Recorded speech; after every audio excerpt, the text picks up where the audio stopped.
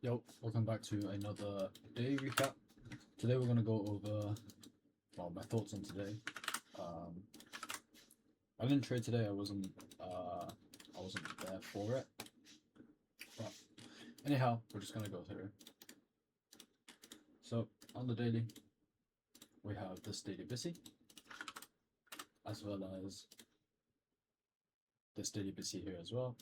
You could say that this is a vacuum block, and matter of fact, actually, I don't know. I don't know if this is a vacuum block or not, but um, hmm, yeah, I have no idea. I wouldn't be able to tell you. Bar, we have SMT at these lows.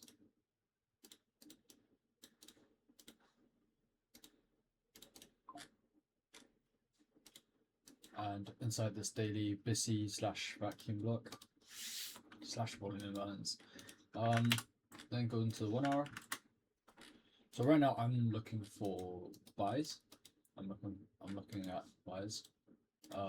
We have this 1 hour rejection block here, as well as we have this 1 hour rejection block up here as well. And then again we have the same 1 hour rejection block on NQ that we seem to be respecting at 10 a.m.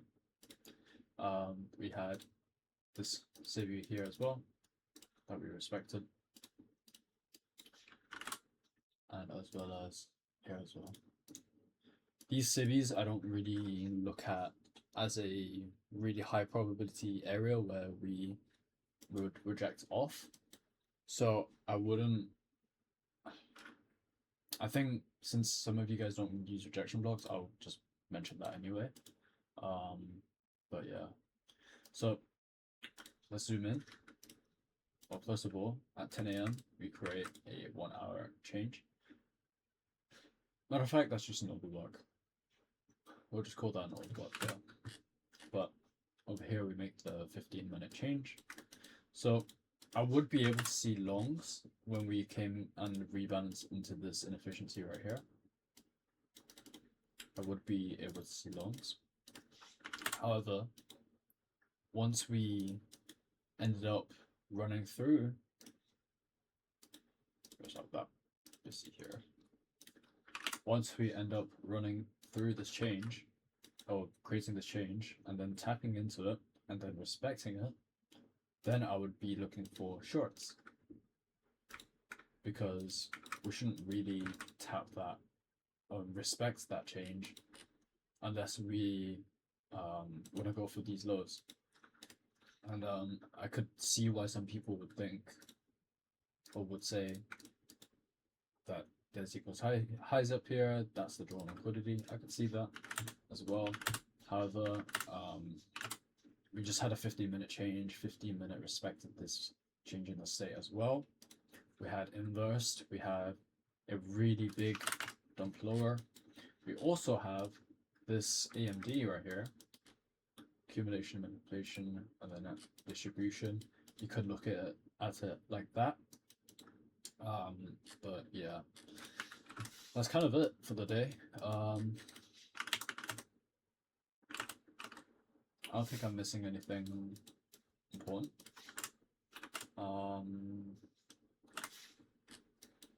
Yeah. So entry wise, what could have you taken? What could you have taken? I don't know. What could have you taken?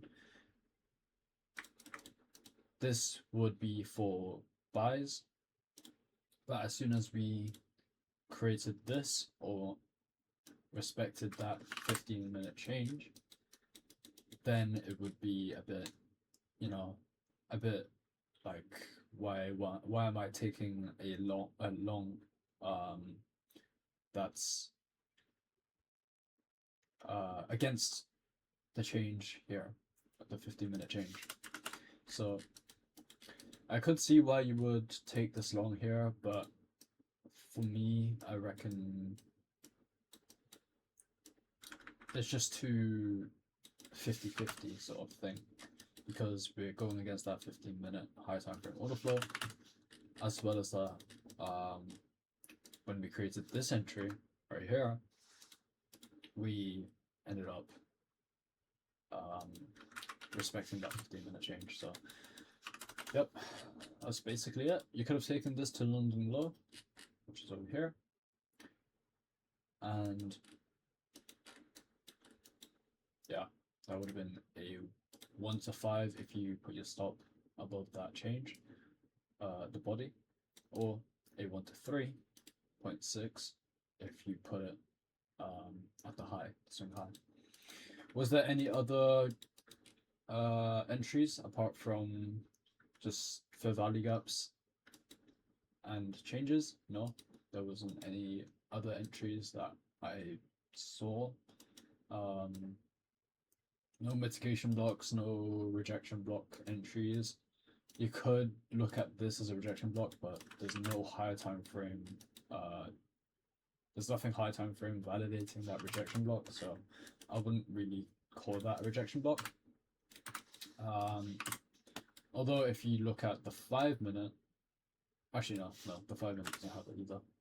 So was there any entries on ES, perhaps?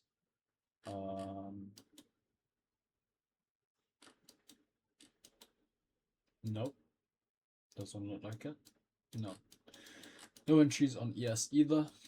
We ended up coming back into equilibrium and just sort of range bound for the day.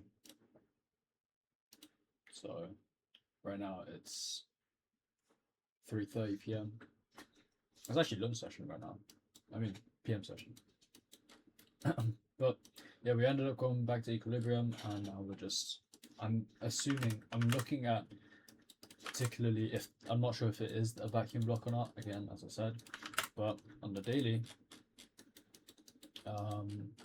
what ICT says is that we usually would come back into and fill the whole gap. So right here, we still want to fill this area. Although, in fact, let me pull up my notes.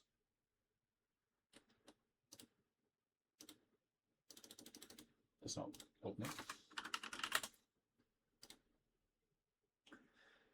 Let's pull up my notes and take a look at the vacuum block. So it's usually created by NFP or futures. In futures, a session opening could do this. So would the day open count? I don't know, I'm not sure. But you could also call this a liquidity void, because we have a gap here. So this could be called a liquidity void, and we could come back into this area again. Yeah, technically there's a void of sell side liquidity, so I would maybe see this area be rebalanced completely too. And especially that we've already just had a really big uptrend sort of thing, with no sort of pullback yet. So yeah, I would expect us to be bearish for the next few days, I guess. I wouldn't really expect the time highs to get taken again. It's just lower probability, in my opinion. So yeah, hope you guys have enjoyed that trade recap, day recap.